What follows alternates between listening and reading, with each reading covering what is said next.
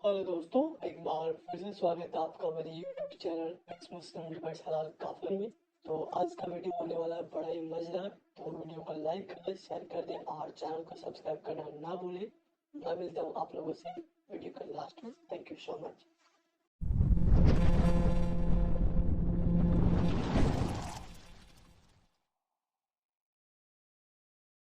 Hello. जी जी। आप ये कह रही थी प्राइवेट चैट में कि आप पहले मुस्लिम थी, बाद में आपने इस्लाम छोड़ा है।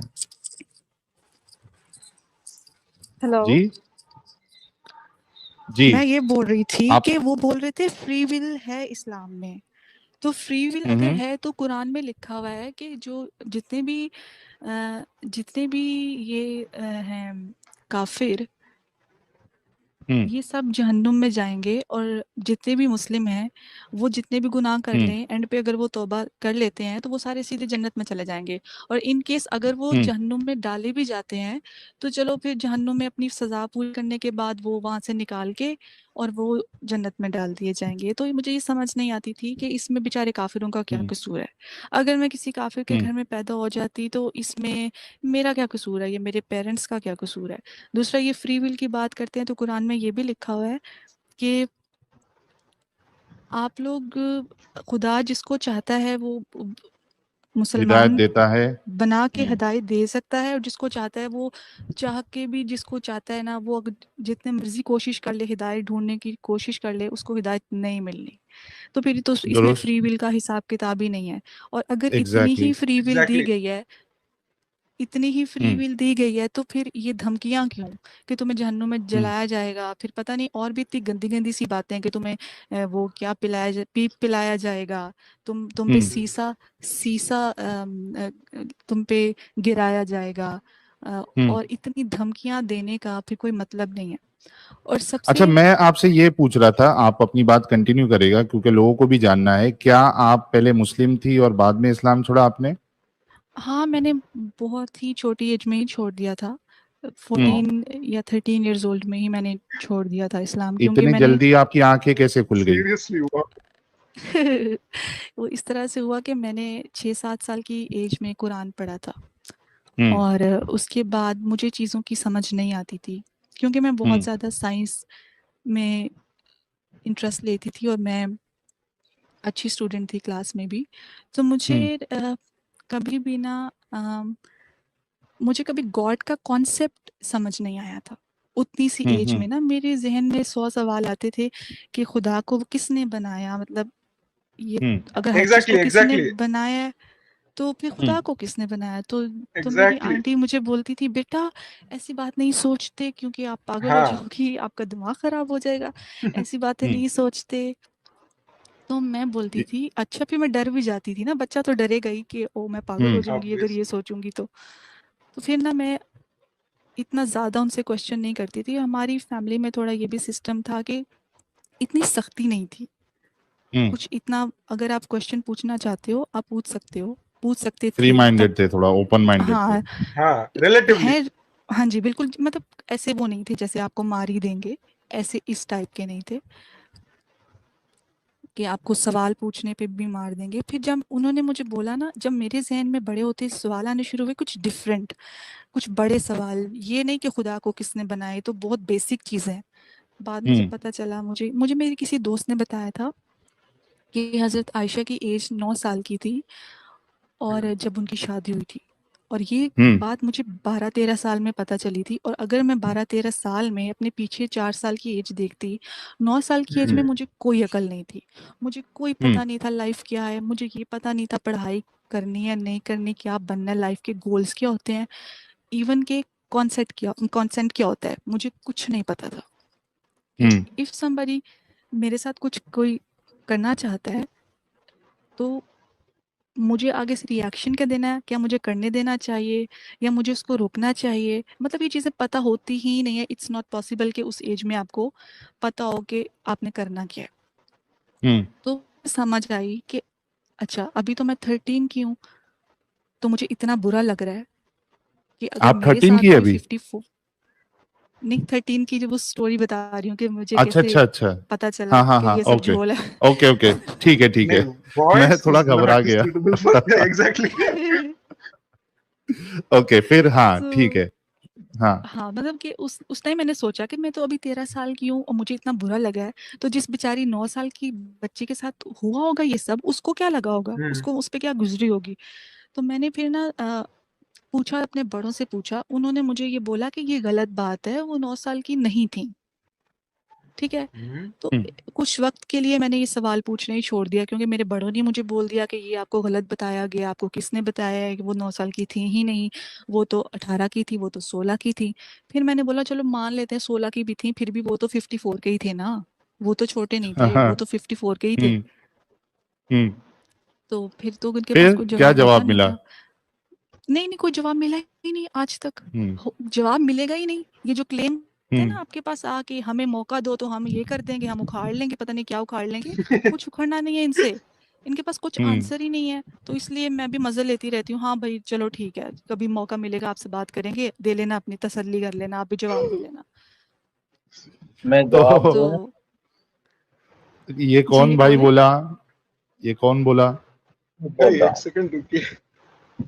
रुको ना यार, आसिफ भाई बोले या अपने एमडी हयात भाई बोले? आसिफ भाई। जी मैं आसिफ म्यूट भाई रुको म्यूट ना, हूँ। मैं मौका देता हूँ आसिफ भाई, मैं मौका दूंगा मैं आपको, फिक्र म्यूट हूँ, ना करें। मैं नहीं अरे बोला, मैं म्यूट वाह, हूँ। हाँ ठीक है, मैं अरे समझ हयात गया भाई एमडी हयात भाई। आवाज आ रही है। अच्छा, ओके, हाँ अरे हयात भाई तो हमारे रेगुलर। जबरदस्त इंसान है, हाँ रेगुलर हो गए वो, थोड़े दिन में यहीं चड्डा मार के बैठ जाएंगे, कोई मुश्किल नहीं। तो प्रीति प्रीति वुमेन जी, जी यानी अभी मतलब कैसे फिर आप जिंदगी गुजार रही है, क्योंकि आप फीमेल है और एक पर्सपेक्टिव ये भी होता है फीमेल के साथ प्रॉब्लम, खास करके जो मोमिना होती है मोस्टली, एक तो इनको पढ़ाई में आगे बढ़ने दिया नहीं जाता है मोस्टली। ये नहीं, मैं सोचा काफी जाता है आगे कि यार, निकल चुकी हूँ पढ़ाई में, तो मेरा हाँ कोई नहीं मैं टेंशन नहीं आपकी है। बात नहीं कर रहा हूँ, इसके लिए मैं Sorry, मोस्टली कहा, क्योंकि हाँ हमें भी पता है कि बहुत सारे मोमिना या मुस्लिमा ऐसी है जो डॉक्टर भी है और काफी उन्होंने पढ़ाई की है, इसके लिए मैं सबको नहीं कह रहा हूँ। लेकिन मोस्टली जो एक सोच होती है मुसलमानों की कि यार लड़की है तो 10वीं तक भी नहीं पहुंची कि उसको मदरसे में ट्रांसफर कर दिया, बिल्कुल बिल्कुल आलिमा बन बिल्कुल। जाओ, हाँ या जी हाँ जी। पढ़ने ही नहीं दिया, बोले पढ़ के भी क्या करोगे। तो एग्जैक्टली। अब जैसे समझो ऐसी लड़की कोई है जो ज्यादा पढ़ी लिखी नहीं है, एम्बिशियस नहीं है, उसको वो मौका ही नहीं मिला, और बिल्कुल। एक सर्टेन एज के बाद जैसे 22 साल है, 23 साल है, 25 साल है, या 30 साल पकड़ लीजिए आप, उसको समझ में आता है कि यार ये तो मेरी जिंदगी यहाँ पे बर्बाद हो रही थी, यानी वेस्ट हो गई ना मेरी, और जी। मेरे बारे में ऐसी सब बातें की जा रही है और मुझे निकलना है इससे। लेकिन अब उसके पास कोई रास्ता नहीं है, वो खुद से कमा नहीं सकती, शी इज डिपेंडेंट। तो क्या करेगी फिर वो, कैसे अपने आप को एक्स मुस्लिम रख पाएगी, क्या ऑप्शंस है उसके पास? तो आपके साथ कुछ ऐसा नहीं मसला है। हुआ, या यू स्टडीड, या आपके घर वालों ने एक्सेप्ट किया, मतलब क्या था लोगों देखिए को बताया था साहिल, कि जी? घर वाले ना जो भी मुस्लिम है वो किसी के भी आराम से मानते नहीं है। ठीक है, वो किसी के भी ऐसी बात नहीं है कि कल आप लोग ऐलान करो कि हाँ जी मैंने इस्लाम छोड़ दिया, और वो भी वाह भी वाह क्या बात, मिठाइयाँ बांटो, मुबारकबाद दें, ऐसा कुछ भी नहीं होने वाला, ऐसा कुछ हम्म होता ही नहीं है। रियलिटी ये है कि थोड़ा बहुत डांट पिटती है, डांट पिट, और एक्सट्रीम केसेस में आपको मार पड़ती है, और उससे एक्सट्रीम केसेस में आपको पता है आपकी जान भी जा सकती है। तो हम्म ये है कि मैं अपना आपको बता सकती हूँ कि जब मैं बड़ी हो रही थी, फिर मैंने एक वक्त ये आया था कि मैंने पूछना ही छोड़ दिया था, क्योंकि मुझे समझ आ गई थी, जब मैंने स्पेशली 9 साल की बच्ची के साथ शादी, और फिर लौंडियाँ स्पेशली, जब मैंने सेक्स स्लेवरी को डीपली स्टडी किया ना, मुझे बहुत गंदा लगा, मुझे बहुत ही बुरा लगा। आप लोग इसको, ये मोमिनीन्स जो हैं, किसी भी सूरत में इसको डिफेंड कर ही नहीं सकते। आप लोग कोई भी इसका बहाना बनाओ, आप लोग ये बोलो कि उस ज़माने में ट्रेंड था, उस ज़माने में इट वाज नॉर्मल, आप लोग कुछ भी एक्सक्यूज़ दे लो, आपकी ये जस्टिफाई नहीं करता। एक आज़ाद औरत, और वहाँ पे रिच औरतें भी थीं, ऐसा नहीं है कि गरीब औरतों को ही लौंडियाँ बनाया गया था। जो जंग में माले गनीमत में जीती जाती थीं औरतें, उनमें रिच गर्ल्स भी थीं, उनमें हर हर तरह के तबके की औरतें थीं जिनको बाद में आप लोगों ने क्लासिफाई करते थे उनके सूरत के लिहाज से, उनके स्टेटस के लिहाज से उनको क्लासिफाई किया जाता था, और जो सबसे बेस्ट वाली होती थी उसकी बोली सबसे ज़्यादा लगती थी। ठीक है? Yep. तो आप लोग ये सेक्स स्लेवरी को किसी भी सिचुएशन में कुछ भी एक्सक्यूज बना के आप डिफेंड नहीं कर सकते। End of story. आप जितने मर्जी बहाने बना लो। उसके बाद ये कि मर्द की खेती है औरत, जब चाहे वो इसमें आए, जब चाहे वो जाए, है Yep. क्या खेती है I एक hated औरत? that. I अब hated that. मेरे हाँ, मतलब खेती है एक औरत, उसकी ये औकात है कि वो खेती है, जब चाहो तुम आओ जाओ, उसकी कोई भी। और इस हदीस की बिना पे मैंने अपने आसपास ये ऑब्जर्व किया जो डोमेस्टिक वायलेंस है, और Exactly. बहुत सी औरतें प्रेग्नेंट हो जाती हैं। प्रेगनेंसी में आपको पता है मूड स्विंग्स आते हैं और आपकी बॉडी इतना दर्द करती है कि अगर आपका हस्बैंड आपके साथ कुछ करना चाहता है तो वो उसको मना कर देती है कि मेरी तबीयत ठीक नहीं है, मैं नहीं कर सकती। लेकिन हमारे यहाँ ये ट्रेंड नहीं है, वो मना कर ही नहीं सकती, उसके पास हाँ, ये तो ऑप्शन ही रसूलुल्लाह नहीं ने है। भी कहा है। हाँ, वो तो मना Not कर ही नहीं even it. सकती क्योंकि उसके पास ऑप्शन नहीं है, और वो सुबह तक फरिश्ते उसको लानते डालेंगे, और फरिश्तों की लानतों से बचने के लिए बेचारी कुछ भी नहीं बोल सकती। और अगर वो थोड़ा बहुत रेजिस्ट करती भी है, उसको आगे से मार पड़ जाती है, क्योंकि मार के भी वो नहीं बोल सकती कि तुमने मुझे मारा क्यों, क्योंकि ये भी कुरान में लिखा हुआ है कि आप मार सकते हो। तो बेचारी जाए तो जाए कहाँ?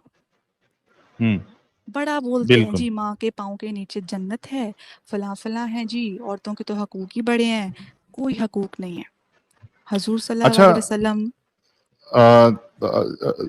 आपने बहुत सारी बातें की, और एज अ फीमेल जो है वो तो आप समझ रही है चीजें, लेकिन हमारी जो दूसरी बहनें हैं, मोमिना हाँ, है, उन पे मुस्लिमा ही है, आ रही थी मैं। वो नहीं समझ पा रही है। बिल्कुल बिल्कुल, उसके उन पे बाद ही। उसके बारे में भी बताइए। और उससे पहले मैं एक चीज कह रहा था कि क्या आप नमाजें भी पढ़ती थी जब तक आपने इस्लाम नहीं छोड़ा था? हाँ जी, हाँ जी। जब नमाजें तक पढ़ती मैंने थी, नहीं क्या छोड़ा अरबी था, आपने सीखी थी? जब तक नहीं छोड़ा था तब तक पढ़ती थी। ऐसा हम्म। नहीं था कि मेरे पेरेंट्स मुझ पे सख्ती करते थे, लेकिन मैं खुद से ही पढ़ती थी क्योंकि मैंने बहुत छोटी एज में ही कुरान पढ़ लिया था। तो तो मुझे अरबी वो भी एक सीखी थी आपने? अरबी सीखी नहीं थी, वही जो कुरान में लिखा है हम्म। बस वही। इसीलिए तो उन्होंने मुझे अच्छा। बोला कि आप बच्ची हो, आपको पता नहीं है, आप तर्जुमे के साथ पढ़ो। तभी 14-15 साल की एज में मैंने तर्जुमे के साथ पढ़ना शुरू किया ताकि मुझे समझ आए। और गेम ही तब बदली जब मैंने तर्जुमे के साथ पढ़ा, जब मुझे समझ आई कि एक्चुअली लिखा क्या है उसमें। तो कुछ जैसे सूरे फातिहा है या इस तरीके की कोई सूरत वीरत आपको याद भी है? हाँ, याद है। मतलब कुछ बताइए कुछ, क्योंकि क्या होता है ना, हाँ, आई एम रियली सॉरी, लेकिन हमें कई बार क्या होता है कि कुछ लोग ऐसे भी आते हैं जो पहले मुस्लिम नहीं होते, but they present themselves as an ex Muslim, तो Pretension. हाँ, समझ गई। प्रिटेंड करते हैं। तो हम हाँ, अपने चैनल को काफी ऑनेस्ट रखना चाहते हैं, किसी को हम ये हम्म, बोलने का मौका नहीं देना चाहते कि भाई हम किसी फेक इंसान को या प्लांटेड लोगों को रखते हैं। तो वी वांट नहीं टू बी ऐसा। Very sure about that. ठीक है, मैं आप हमें सुना कुछ देती हूँ आपको। जी सूरह जी फातिहा जी सुना देती हूँ। इट्स बीन रियली बिल्कुल। लॉन्ग कि मैंने कुछ नहीं पढ़ा है, तो हाँ होपफुली ये गलत नहीं बोलूंगी। जी जी जी। अ, हाँ। अच्छा ठीक है। अल्हम्दुलिल्लाहि रब्बिल आलमीन, सॉरी बिस्मिल्लाह तो पढ़ी नहीं, बिस्मिल्लाहिर रहमानिर रहीम। सो जी। सॉरी। अल्हम्दुलिल्लाहि Nah. रब्बिल आलमीन अर्रहमानिर रहीम मालिकी यौमिद्दीन इय्याका नअबुदु व इय्याका नस्तईन इहदिनस सिरातल मुस्तकीम सिरातल लज़ीना अनअमता अलैहिम गैरिल मग़ज़ूबि अलैहिम वलद्दालिन। आमीन। आमीन। बिस्मिल्लाह तो पढ़ लिया आपने, आऊज़ु बिल्लाह नहीं पढ़ा आपने। सॉरी सॉरी, फिर से नहीं पढ़ सकती, बहुत लंबी थी। हाँ, तो आप वो कंटिन्यू करिए, क्योंकि अब वो काफी लोगों को तसल्ली मिल गई होगी कि भाई ठीक है, ये तो वाकई में मोमिना ही थी पहले, अब मुर्तिदा हाँ, है ये। तो जी, तो आप अब अपनी बात के साथ अभी इसको एक जो आम लड़की है उस कॉन्टेक्स्ट में भी कुछ बताइए, ताकि उन्हें भी कुछ बिल्कुल यानी जी कुछ एडवाइस मिले आपके थ्रू। बिल्कुल बिल्कुल। जो हमारी आम लड़कियां हैं, मैं समझती हूँ कि उनमें अकल है, उनमें हर वो चीज़ है जो एक मर्द में है। वो अपने आप को किसी से कमतर मत समझें, क्योंकि आपको बोला गया है कि आप कम अकल है, बट आप कम अकल बिल्कुल भी नहीं है। वही सब कुछ आप कर सकती हैं जो मर्द कर सकते हैं। आपको सिर्फ अपनी आंखें खोलने की ज़रूरत है। आपको वो हदीसें पढ़ने की ज़रूरत है जिसमें आपको बहुत एक नीच चीज़ दिखाया गया है। आप सिर्फ उसी पे खुश हो जाती हैं कि आपको जन्नत, आपके माँ के पाँव के नीचे जन्नत रखी गई है और आपको औरत के बड़े इस्लाम में हकूक हैं। ये सिर्फ एक लाइन है, इसका रियलिटी से कोई लेना देना नहीं है। अगर हमारे यहाँ इतने ही हकूक औरत को दिए जाते तो हर दूसरे घर में डोमेस्टिक वायलेंस होता ही नहीं। और आप अगर समझ गई हैं इस बात को कि ये सब एवं ही है, कोई ख़ास इसमें सच्चाई नहीं है मज़हब में, तो आपको चाहिए कि आप इसको पहली बात तो अपने तक रखें। जब तक आपको इस चीज़ की तसल्ली नहीं मिलती कि आपको कुछ नुकसान नहीं पहुंचेगा, आप इस बात को खुद तक रखें, लेकिन एटलीस्ट सच को जानने की कोशिश तो करें। आपको ही इस्लाम ने एक, सॉरी टू से मैं लफ्ज़ नहीं बोलना चाहती, एक टॉय से ज़्यादा, डैश टॉय समझ गए, उससे ज़्यादा आपकी कोई अहमियत नहीं है, आपकी कोई वैल्यू नहीं है, आपको इस्लाम ने दी। आपको खुद अपनी वैल्यू ढूंढनी है और आपको इस चीज़ के अगेंस्ट खड़े होना है। मैं ये नहीं कह रही कि आप अब घर से निकलें और हला हला हला हला करके ऐसे ऐसे आप सबको बोल दें कि हाँ जी मैं एक्स मुस्लिम हूँ जी, ये मुझे पता चल गया सच्चाई। ऐसा ऐसा कुछ नहीं करें आप, क्योंकि मुझे पता है बहुत सी लड़कियां ऐसी हैं जिनको पता है लेकिन वो कुछ कह नहीं सकती। आई अंडरस्टैंड कि वो कुछ नहीं कह सकती, लेकिन कुछ ऐसी भी हैं जो हमें ही गालियां देती हैं, जो हमें ही बुरा भला बोलती हैं, किसी हद तक भी जा सकती हैं सिर्फ अपने प्रॉफिट को सच्चा साबित करने के लिए। हमें उस चीज़ का भी बुरा नहीं लगता है, हमें पता है उन बेचारियों का कोई कसूर नहीं है, उनके साथ जो हुआ है वही बहुत बड़ा मजाक लाइफ ने उनके साथ कर दिया है, तो इसलिए मैं उनकी बातों का माइंड नहीं करती, मुझे उन पर तरस आता है।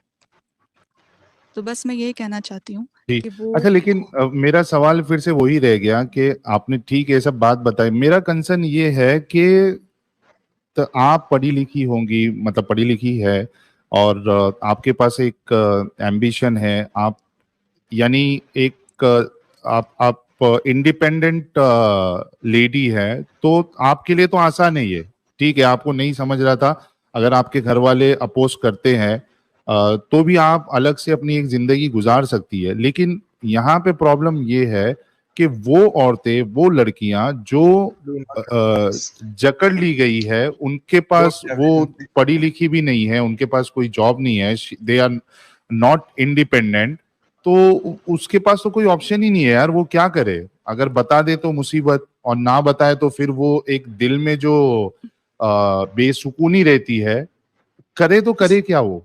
साहिल, ये बहुत ही एक मुश्किल सवाल है, क्योंकि आपको पता है हमारी सोसाइटी में अगर एक लड़की पढ़ी लिखी नहीं है, उसके पास जॉब नहीं है, वो टोटली डिपेंडेंट है अपने पेरेंट्स पे, तो उसके लिए कितना मुश्किल है कि वो खुद से ही कोई फैसला ले। अब मैं उनको ये तो बोल नहीं सकती तुम घर से भाग जाओ, ये तो मैं उनको बोल नहीं सकती, वो सर्वाइव कैसे करेंगी? तो इसलिए राइट, इसीलिए मैं बोलती हूँ कि एजुकेशन बड़ी ज़रूरी है, बहुत ही जी, ज़्यादा तालीम बहुत ज़रूरी है, क्योंकि आप इसके बिना कहीं अपनी लाइफ में कोई बड़ा स्टेप ले ही नहीं सकते। राइट।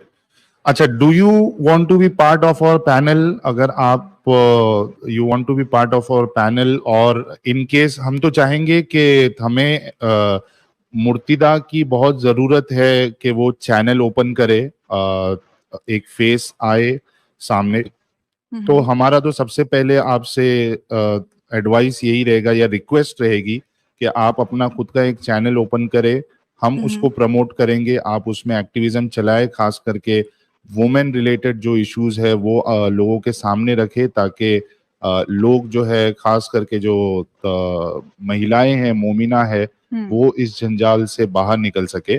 तो हमारी आपसे रिक्वेस्ट रहेगी, और मीनवाइल आप हमारे चैनल के साथ जो है एज अ पैनलिस्ट भी रह सकती है, क्योंकि एक फीमेल पैनलिस्ट होने से फिर वो यानी उसमें 4 चांद लग जाते हैं, क्योंकि कोई अगर फीमेल रिलेटेड बात बताएगा, पर्सपेक्टिव, जी, पर्सपेक्टिव आप दे सकती हो, तो बहुत जरूरत है वो। तो आप मुझे ईमेल करिए या मुझे व्हाट्सएप करिए, ताकि हम कांटेक्ट में रहे। जी बहुत बहुत साहिल, मैं शुक्रिया आपसे जी। फ्यूचर में बात करूंगी, आपसे कांटेक्ट करूंगी, बट ये थोड़ा मेरा फर्स्ट टाइम था तो मैं बिल्कुल भी प्रिपेयर्ड नहीं थी, मुझे भी पता नहीं था मैंने हम क्या एक बोलना काम है। करते हैं, आप मुझे ईमेल करिए, जैसे आज हमने बख्तावर भाई का इस्लाम से इंसानियत वाला इंटरव्यू लिया है, एक स्पेशल स्ट्रीम मैं आपके साथ करूंगा, और मैं कुछ क्वेश्चनर्स आपको भेजूंगा, आप वो देख के उसमें बुलेट पॉइंट्स रेडी कर सकती है, और उसके बाद आपको कोई, आप चाहती है कि मुझसे ये सवाल किया जाए, तो वो सवाल आप मुझे भेज सकती है, या मैंने जो सवाल ठीक है, समझ गई। दिए आपको उसमें से आप चाहती है कि इसको ना पूछा जाए, तो वो सब चेंजेस हम कर सकते हैं। आप मुझे ईमेल करिए, हम फिर एक स्पेशल स्ट्रीम आपके साथ रखेंगे और उसमें आप जी। प्रिपेयर होके आइए, रेफरेंसेस लेके आइए और दिल हाँ। खोल के अपनी बात रखिए। हाँ, हाँ, कोई टेंशन नहीं, दिल खोल के रखेंगे बात। जी जी। अच्छा, ये आसिफ साहब को शायद कुछ पूछना था या बताना था या कहना जी। था। आसिफ भाई आप पूछिए। बताइए। जी, मैं बोल रहा हूँ प्रीति बहन जो कह रही थी, मैं उसका एक दो जवाब देना चाहता हूँ। जी। सुन रहे हैं? ये मोमिन है? हाँ, मैं हाँ, मोमिन हूँ। मोमिन है, मोमिन अच्छा, है। अच्छा। उन्होंने ये कहा कि हजरत आयशा से आप सल्लल्लाहु अलैहि वसल्लम ने 9 साल की उम्र में शादी की। ये बात तो सही है बिल्कुल, हम्म। समझ रहे हैं। लेकिन एक बात याद रखिएगा, जी। ये उस जमाने का रिवाज था। मैं एक दलील देता हूँ। अच्छा। हजरत उमर की शादी भी हजरत उम्मे कुलसुम से हुई थी, जो हजरत अली की बेटी थी। आप ये अच्छा। कहाँ से सीख के आए आसिफ भाई? हाँ, आप देख लीजिएगा। नहीं, मैं पूछ रहा हूँ ये कहाँ से सीख के आए? किसी की स्ट्रीम देख के सीख के आए या ये आपकी नहीं खुद की तहकीक है? नहीं, ये मेरे पास विकिपीडिया जवाब में है इस लिखा चीज था। का, आप अपनी बात रखिए, हाँ। आपको फिर मैं जवाब देती हूँ। आप- तो उनकी पैदाइश हुई थी हजरत उम्मे कुलसुम की 627 ईस्वी में, और हजरत उमर की पैदाइश हुई थी 583 ईस्वी में। तकरीबन 45 साल उम्र कम थी इनकी, हजरत उम्मे कुलसुम की, जो हजरत अली की बेटी थी, हजरत फातिमा की भी बेटी थी। तो इससे पता चलता है कि उम्र का लिहाज नहीं होता था उस जमाने में। दूसरी बात देखिए, नॉन मुस्लिम की तरफ से बहुत सारे एतराजात हुए आप सल्लल्लाहु अलैहि वसल्लम पर, लेकिन कभी किसी नॉन मुस्लिम ने एतराज नहीं किया। वो उस जमाने की बात बता रहा हूँ। आपको अच्छा। मैं पहचानूंगा, इस जमाने में आप हैं तो आप कैसे आदमी हैं, तो इस जमाने के हिसाब से समझा जाएगा। पुराने जमाने के हिसाब से, जमाने के हिसाब से समझना पड़ेगा। तो उस जमाने में ये बात आम थी, इसलिए किसी भी मक्का के काफिर ने एतराज नहीं किया, क्वेश्चन नहीं किया कि हाँ। मोहम्मद सल्लल्लाहु अलैहि वसल्लम ने क्यों इतनी छोटी लड़की से शादी कर ली थी। हो गया आपका? तीसरी बात तो, हाँ चलें बोले। हाँ, मैं बता रहा हूँ, किसी भी नॉन मुस्लिम ने उस जमाने के, आप हाँ। किसी भी चीज को समझना चाहेंगे तो उस जमाने के कॉन्सेप्ट, उस जमाने के रीति रिवाज को समझना पड़ेगा।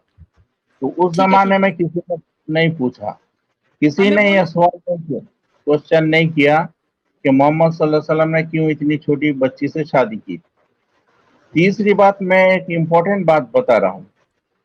एक बादशाह थे, रोमन रोमन सम्राट जिसको कहते हैं, हिरकल बादशाह थे। उस जमाने में दो सुपर पावर था, एक बिजेंटीन, आप पर्शिया। कह रहे हैं बिजेंटीन?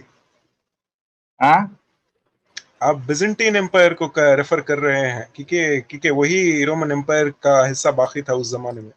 हिरकल थे, हिरकल उनका नाम है। बुखारी शरीफ में है, हदीस की किताब में 6 नंबर हदीस है, बाबुल वही की। उसमें अबू सुफियान से उन्होंने 11 सवालात किए थे आप सल्लल्लाहु अलैहि वसल्लम के बारे में।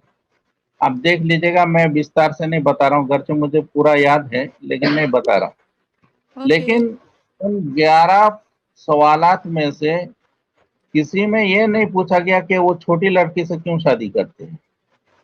सही है। और बाद में उन्होंने कहा, हालांकि वो नॉन मुस्लिम थे, एम्परर थे, तो उन्होंने कहा, उतने पूरी दुनिया, आधी दुनिया के वो एम्परर थे, तो उन्होंने कहा कि अगर मैं पहुंच सकता मोहम्मद सल्लल्लाहु अलैहि वसल्लम के पास तो मैं उनके पैर धुल लेता। तो देखिए, उस जमाने में भी उन्होंने इतराफ किया। आप ठीक है। सल्लल्लाहु अलैहि वसल्लम, सुनिए, आप आए, ये एक अरे भाई, एक आदमी, क्या एक एक पॉइंट का एक एक आंसर लोगे कि पूरी जुमा के जैसा तकरीर ही कर दोगे इधर? तो आप मैंने माइंड बोलिए। में 3 सवाल याद किए हैं। क्या क्या पूछा, एक ही लाइन में सब पूछ लिया इन्होंने। जी जी, और आप भी एक एक का जवाब देते जाइए। अरे वो आहिस्ते आहिस्ते करो यार, पहले जो एक जवाब दिया है वो फिट होता है कि नहीं होता है, आप उससे बच के निकल सकते हो या नहीं निकल सकते हो, वो तो पहले देख लेते हैं। बोलूं? चलिए। हाँ जी, बोलिए। रीति रिवाज का आपने यहाँ पे ढिंडोरा पीट दिया है, तो रीति रिवाज अगर एक प्रॉफिट चेंज नहीं कर पाया तो किस नाम का प्रॉफिट? प्रॉफिट आया किस लिए? देखिए, आप एक चीज गलत समझ पिकनिक रही, मनाने आया है प्रॉफिट? ये प्रॉफिट की रिफॉर्म्स बात नहीं लाने है। आया है ना दुनिया में, मैं आपको दुनिया एक को बात बदलने बता रहा आया हूँ, है, ठीक है? आप अभी मेरा सवाल समझ दुनिया को लीजिए। बदलने आया है ना प्रॉफिट, सबके लिए बदल रहमतुल बिल्कुल आए हैं, लिल आलमीन, इसीलिए तो सब 54 इंसानों साल के लिए तक। रहमत। Can I answer please? सुनिए, हाँ, मैं आंसर दे रहा हूँ, आप सुन नहीं रही।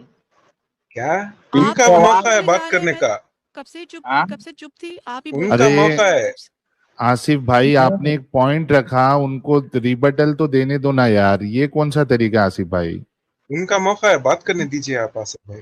उनको बोलने बोलो। दो, फिर उसके बाद आप उस पे कुछ सवाल करना है या जवाब देना है तो दो। अच्छा, ठीक है, बोलिए बोलिए। उस टाइम का रीति रिवाज था कि 9 साल की बच्ची से शादी नॉर्मल बात है, ठीक है, आपने ये बात बोली, तो फिर आपके प्रॉफिट क्या क्या क्या फायदा जब वो ये चीजें खत्म नहीं कर सके? लौंडियां, ये 9 साल की बच्चियों से शादियां, ये गुलामों को खरीदना और बेचना, जब वो ये सब बंद नहीं करा सके तो व्हाट्स द पॉइंट? हाँ, आपके प्रॉफिट का हाँ, फिर कर क्या दिए ना, पॉइंट है? ठीक है, कर फिर दिए। क्या उन्होंने सुनिए, रिफॉर्म्स लाई दुनिया में? और अब हाँ, आप रिफॉर्म्स मॉडर्न किया है जमाने के लिए, आपने। मेरी बात तो सुन ले, मेरा आंसर तो सुन ले पूरा। अगर अच्छा, मॉडर्न ज़माने के लिहाज से आप बात करें कि मॉडर्न ज़माने में हम ये सोच नहीं सकते कि आजकल, तो फिर आप क्यों 1400 साल पुरानी आइडियोलॉजी हम पे थोपना चाहते हैं? आप तो खुद ही आपने अपना आंसर एग्जैक्ट कर दिया है, आपने तो खुद जस्ट ही फॉर आंसर नहीं बोल ना, दिए, आइडियोलॉजी नहीं थोप रहे हैं। आप जो थोप ही रहे हैं उन ना। पर सवाल हुआ, क्वेश्चन हुआ, उसका हम जवाब दे रहे हैं। तो हम भी जवाब ही दे रहे हैं, आप सुनने को तैयार नहीं है। हाँ, आप कह रहे हैं कि मोहम्मद सल्लल्लाहु अलैहि वसल्लम ने रिफॉर्म नहीं किया। उन्होंने कहा कि जो शख्स किसी गुलाम को आजाद कर देगा उसके लिए जन्नत है, उसके हर उज्व वो के ये भी बदले कह में सकते थे कि गुलाम रखने की जरूरत ही जन्नत है। नहीं है, वो ये हालांकि भी बोल उस सकते जमाने थे। में ये आजाद करने का ये रिवाज नहीं इट था। इम्प्लाइज अ क्या नीड फिर बात फॉर क्या है, स्लेव्स टू रिफॉर्म किया? Release. It sixer implies a मारे नीड यार, for slave to relieve. Oh my sixer अब मार ये दिया गॉड। प्रीति जी ने। क्या? आप लोगों ने वीडियो यहाँ तक देखा तो आई होप आपको वीडियो बहुत पसंद आया होगा। वीडियो पसंद आया तो वीडियो को लाइक कर दे, शेयर कर दे और चैनल को सब्सक्राइब करना ना भूलें। बात करें वीडियो की तो हमेशा की तरह ही बड़ा मजेदार और इंटरेस्टिंग वीडियो था। आप लोगों को वीडियो कैसा लगा अपनी राय कमेंट बॉक्स में जरूर दें। आज के लिए इतना ही, मैं मिलता हूँ आप लोगों से अगले वीडियो में। थैंक यू सो मच, अपना ख्याल रखें।